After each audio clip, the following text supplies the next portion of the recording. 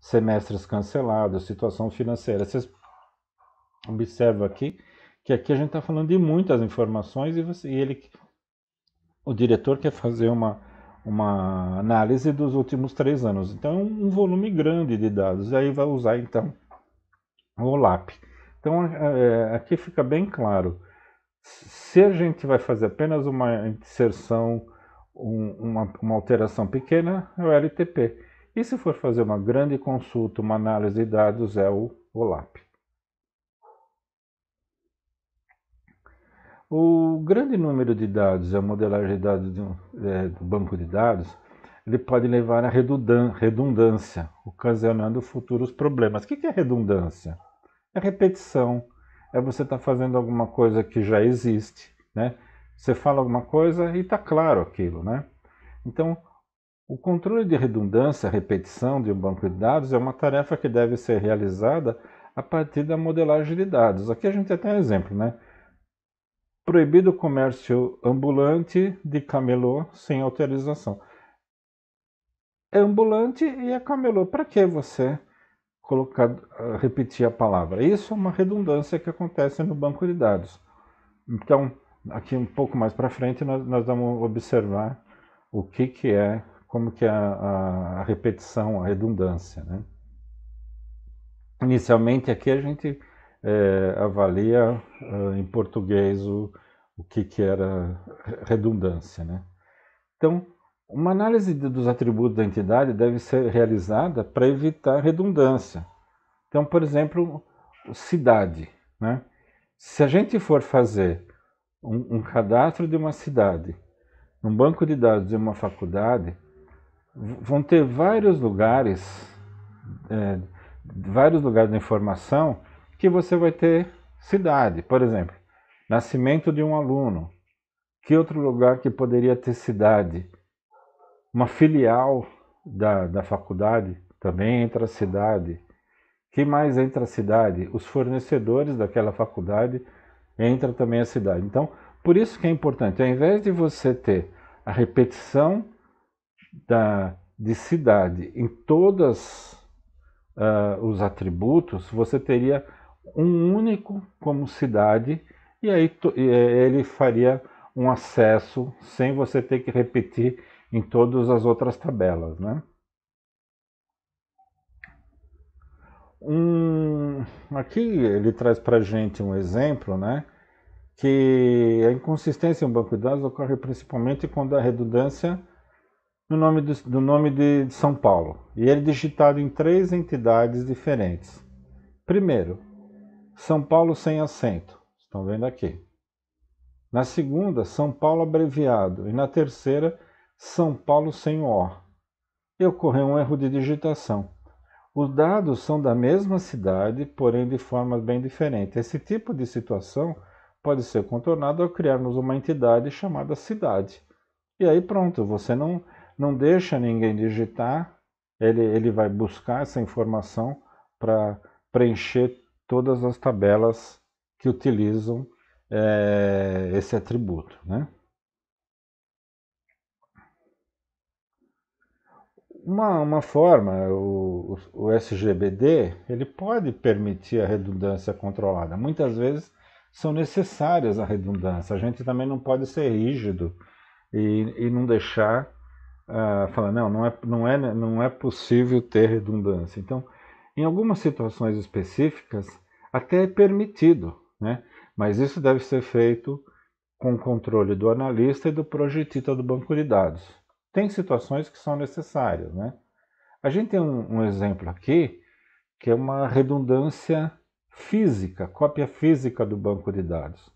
Então, muitas vezes a gente precisa fazer backup de redundância, que é ter cópias iguais, para quê? Para garantir se uma der problema, a gente pode utilizar outra cópia, né? Então as cópias são necessárias para manter a segurança do banco de dados. Muitas vezes a gente copia 2 vezes. A mesma coisa a gente faz com os nossos dados particulares. Se a gente tiver num lugar só, a gente pode correr o risco de perder a cópia. Então é sempre importante ter mais de uma de um local a cópia das nossas informações.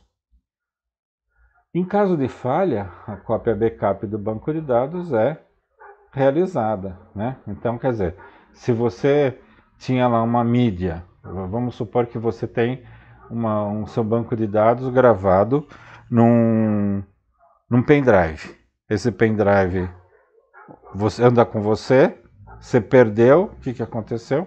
Você não consegue mais recuperar seus dados. Por isso que é importante você ter uma cópia em outro local. As empresas fazem a mesma coisa para ter cópias redundantes. A empresa precisa se prevenir estabelecendo uma política de backup. O que é política de backup, né? É um conjunto de regras estabelecidos pelo DBA, que é o administrador do banco de dados, que a gente já viu, né, na aula passada, junto com os gestores da empresa, que determinam as respostas dos itens, né? E quais são esses itens? Responsabilidade. Quem fará o backup? Quem terá acesso ao backup? Esse é um ponto importante. Se a gente não definir quem vai fazer o backup, pode até ser o administrador do banco de dados, mas a empresa tem que definir. Se faz assim, qualquer um faz, se alguém esquece de fazer, a pessoa acabou esquecendo, fica sem backup. Então, tem que ter a responsabilidade, quem faz, quem tem acesso e tudo mais. Uma segunda, os meios. De que forma será realizado o backup? Qual mídia? Vai ficar na nuvem? Qual software? Qual hardware? Por quê? Você imagina, um dia você faz backup com um utilitário da Microsoft. No outro dia você faz um backup com o utilitário da Oracle. Outro dia com o utilitário da IBM. Quando você for restaurar, você não sabe como que foi feito esse backup e você vai ter uma dor de cabeça tremenda. Então, tem que ter a regra, tem que estar documentado, tem que estar muito bem estruturado quais são os meios da forma de backup. Um outro é o período. Qual é o intervalo de backup? Será que eu tenho que fazer todo dia? Será que eu tenho que fazer semanalmente? Será que fazer mensalmente? Claro, diariamente você toma bastante tempo. Se você não tiver muita modificação dos dados, às vezes fazer um backup semanal. Ou então, se tem um arquivo que não altera nunca, fazer um backup mensal. Então é isso, mas a estrutura tem que ser definida pela direção da empresa, pelos administradores do banco de dados, pelos analistas. Para quê? E pelos usuários, para saber se eu perder, eu tenho um backup mensal. Será que eu consigo sobreviver com uma falta de informação do mês? Eu consigo recuperar isso manualmente? Então, se for nessa linha, eu preciso fazer ou diariamente ou semanalmente. Mas você precisa ter uma política e muito bem estruturada. Retenção, né? Quanto tempo o backup deve ficar armazenado na mesma mídia? Quanto tempo que eu tenho que guardar o backup? Será que eu estou atendendo à legislação? Se eu não guardar, tem situações que eu vou precisar da informação para o resto da vida. Eu já comentei com vocês, recursos humanos precisa da informação. O funcionário trabalhou há 35 anos lá e ele vai se aposentar, ele precisa da informação. Então, se eu não tiver isso, eu vou ser autuado pelos órgãos do governo. Eu preciso ter backup de informação para o resto da vida dos funcionários. Então, tem que fazer parte da política.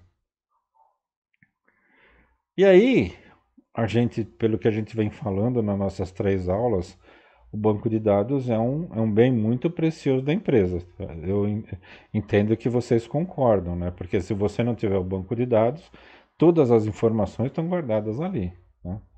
Então, como uma companhia pode ter prejuízo por causa de um banco de dados? Aqui é aquilo, né? Se a empresa perder o banco de dados, ela perdeu tudo, né? Muito provavelmente ela não vai ter as informações guardadas em nenhum lugar, né? Então, Se não tiver eletronicamente, a empresa pode ter sim prejuízo. Ela poderia ir para falência pela perda ou invasão do seu banco de dados? Muito provavelmente ela poderia ir para falência, né? Se você perder o seu banco de dados, como que você vai fazer? Eu comentei com vocês em aulas passadas aí, 11 de setembro, onde as torres gêmeas foram destruídas por aviões e lá tinha um banco de dados de empresas. Aquilo ali foi tudo destruído. O que aconteceu com essas empresas, né? Muito provavelmente elas, se fossem filiais, tem banco de dados em outro local, poderiam continuar, né? Mas se perdeu tudo, a empresa vai para falência. E também se tiver invasão. Imagina se você tiver um ataque de hacker e fazer qualquer modificação no seu banco de dados, você pode ir para falência também. E aí vai o armazenamento. Onde você vai armazenar seus backups? Quais lugares seguros deverão ficar? Então, a gente viu o exemplo do 11 de setembro que se o backup estava dentro do prédio, também foi destruído. Então, não adiantou nada ter backup, né? Então, muito provavelmente, se você vai guardar uma cópia de um backup, tem que ser um local fora do seu local normal, né? Não, se é num prédio, não pode ser no mesmo prédio. Um outro, o SQL Injection é uma das principais formas de ataque ao banco de dados. Então, quem utiliza pode fazer ataques e tudo mais. Então, aqui a gente tem um vídeo no YouTube bastante interessante e a minha sugestão é que vocês acessem, vejam esse vídeo, vejam a que se refere o SQL Injection, né, para tirar as conclusões e ver como se prevenir. Né? Bom, aqui a gente está concluindo nossa aula. Na pré-aula e na pós-aula da unidade 1, seção 3, na pré-aula tem um artigo que eu já tinha passado para vocês a semana passada, então eu quero que vocês leiam e leiam, produzam 5 perguntas com respostas referente a esse artigo e na pós-aula da unidade 1, seção 3, tem um link para vocês postarem essas perguntas e as respostas dessas perguntas relacionadas ao artigo. Então, eu peço que vocês façam isso e respondam até amanhã, 23 horas. Tá? Então, essa é uma atividade para que vocês comecem a desenvolver uma forma de pesquisa. Esse é um ponto que a gente quer desenvolver em vocês, tá bom? E para a próxima terça-feira, 26 de março, nós vamos iniciar a unidade 2, que é o modelo de banco de dados. Eu passei e-mail para vocês, mas também quero que vocês não esqueçam. Não deixem, nós já terminamos a unidade 1. Eu tenho verificado que muitos de vocês não estão acessando o AVA. Façam os exercícios para acumular ponto. Vocês têm poucos pontos. A gente já fez 3 unidades, já era para vocês terem uma pontuação melhor, tá bom? Então, obrigado. Como eu falei, qualquer dúvida, passem e-mail para mim e vamos conversando. Um abraço.